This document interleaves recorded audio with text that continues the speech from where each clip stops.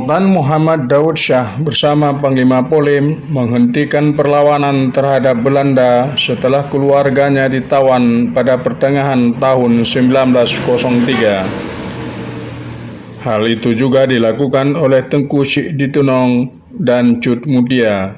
Mereka turun dari tempat gerilya dengan berpura-pura menyerah pada Belanda pada 5 Oktober 1903. Menurut catatan sejarawan Belanda H.C. Zengraf, dalam masa tahun 1903 sampai 1905, Tengku Syek Ditunong melakukan konsolidasi terhadap para pengikutnya. Dia tetap merencanakan perlawanan kepada Belanda.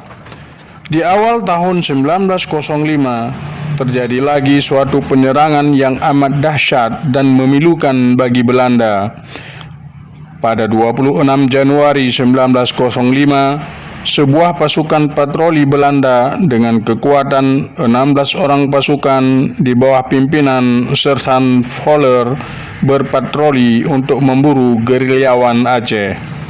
Voller sudah sangat berpengalaman dalam patroli di wilayah Aceh karena ia tidak melakukan di malam hari. Setelah melakukan patroli sehari penuh, Voller dan pasukannya mencari tempat yang dianggap aman untuk beristirahat.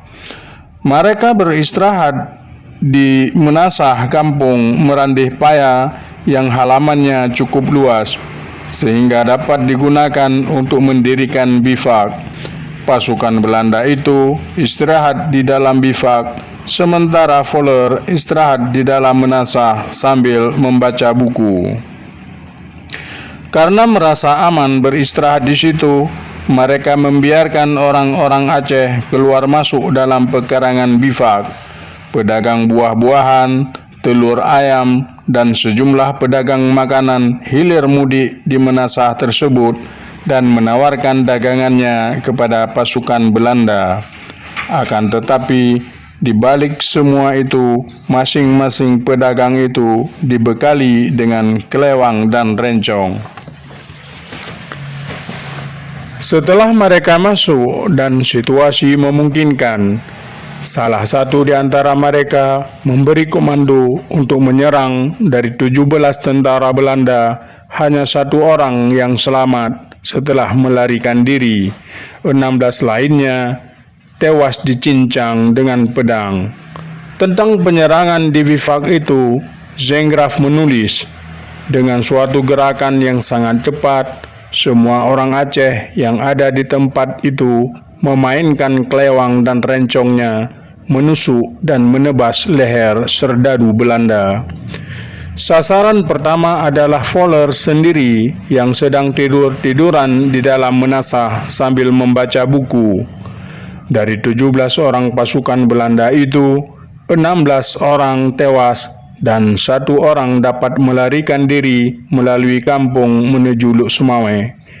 Begitu mengetahui peristiwa itu, dengan suatu pasukan militernya dan tergesa-gesa, Kapten Stuart segera menuju ke Merandih Paya. Tapi di sana yang mereka temukan tinggal 16 jenazah yang tercincang secara mengerikan. Mayat Sersan Voller itu terdapat di atas Menasah dengan buku bacaan tergeletak di sampingnya. Belanda kemudian menyelidiki kasus ini. Hasilnya diketahui bahwa penyerangan itu tidak dilakukan secara tiba-tiba, tapi sudah direncanakan jauh-jauh hari. Sementara otak di balik serangan itu diyakini oleh Belanda adalah Tengku Syek Ditunong. Belanda kemudian menangkap Tengku Syek Ditunong ketika menuju ke Luk Sumawe pada tanggal 5 Maret 1905. Ia ditangkap oleh Letnan Van Voorens dan dijebloskan ke dalam penjara. Hasil penyelidikan Belanda terhadap keterlibatan Tengku Syek Ditunong dalam penyerangan tersebut kemudian terbukti.